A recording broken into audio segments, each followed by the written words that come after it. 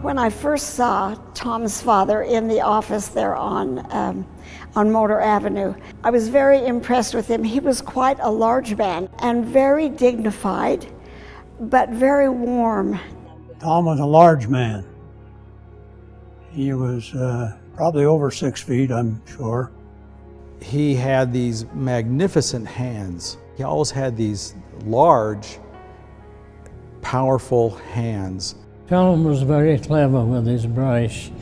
We have paintings in this building now that he did when he was younger, and they're very good. So Tom was very good with a brush. Boo's painting skills, well, they seemed to me very high. There was a painting of roses, or a rose, and he was exquisite. He had a very fine touch. And he had the knack for still life, and he was a fine still life artist. But he realized he couldn't make much of a living off of that early in his career, so he took up lettering and commercial art and took a correspondence course and became credited by this correspondence course school as a master sign writer. So all of these fonts of letters you have on your computer, he knew all of those. They were in his head, and he knew how to form every one of those letters. And he had a wonderful way of talking. He could speak very well, especially to customers. I remember we were down in a little town in central Nevada one time, and he and I were walking down the street, and he saw one of his customers on the other side of the road. And he said to him, "Hi, Angelo, how are you?" This was the type of fellow that he was. And he was always very customer-minded. You know what my grandfather's attitude was about service, and the thing that he remembered was him saying was, give them their money's worth. So I think that's a great value that we still cherish today, and we really have to keep that tradition of let's give our customers their money worth. He valued the way people were treated and the way that business was conducted, particularly in the idea that every customer was meant to get exactly what they were promised and no less. I would characterize my grandfather Boo as having a very loving heart. I never ever heard him say a bad word or even express anger toward anyone. And as a result, people loved Dad. He made a success of whatever he approached to do in life, and so that was my dad, yeah. I remember Boo as being very quick and charismatic and playful. And another thing about Tom's father that impressed me, often we would go to national meetings. Every year or every other year, the National Electric Sign Association would have conventions. And I watched Tom's father at those conventions and watched him as he interfaced with other sign companies.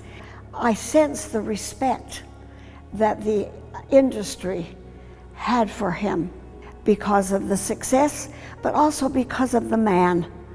His integrity, his honesty, his philosophy of life was catching, and the people appreciated and honored him for that. Tom's ability to reason with people was tremendous. He built people. He didn't build signs, he built people. And I'm a result of his building blocks, really. He was very visionary. That's the reason the company got along so well in its early days, is because he had good ideas and good thoughts as to what he wanted for his company. Tom Sr. was always looking for innovations prior to, and so they bought a Model T truck. And prior to that, they were literally using bicycles to transport the products and do the work that they were doing. And there was a time when Tom, I think, had it in his mind that he was going to drive one of these Model T trucks clear down to Las Vegas. The reason he was interested in Las Vegas was they were building the Hoover Dam. So he got the idea that he could go down to Las Vegas and be a part of something that was big, something that was being developed. And our grandfather saw a vision for what this could be. Tom's dad never stopped wanting to go to Las Vegas, and he would say to Tom, "Well, Tom, when are you going to Las Vegas? When do I get to go?" He loved to go. He stayed connected to the company, Tom Sr. did, until the day he died. He told me quite a number of times, you know, I never used to get tired. I worked and worked and worked. And he did. When he died, he was 76, going on 90. He had worked that hard. He literally worked himself to death. So his dreams were actions and building the business, building the company. I loved watching Tom's father go out into the back shop, and he knew the name of, I think he knew the name of every employee that was there. He had a knack of attracting people with talents and abilities, and he had a sixth sense for people with what I would call a high loyalty quotient built into their personalities. Boo's philosophy, and I think that Tom Jr. had the same exact philosophy, and that is that everyone working within the company is important. He cared very deeply for the people who work for him, in the same manner in many cases he did his own family. The importance of having good people working for the company for their careers is evidenced by the fact that we still have multiple generations of families. I'm working with other grandchildren of folks that worked for Tom Sr. And they're a part of the YESCO family, every bit as much as the Young family. And it's a lot of families working for YESCO, putting YESCO first, working for the company. Not working for an individual, but we're all here working for YESCO. YESCO has become the larger-than-life figure. I think Tom Sr. was a larger-than-life figure.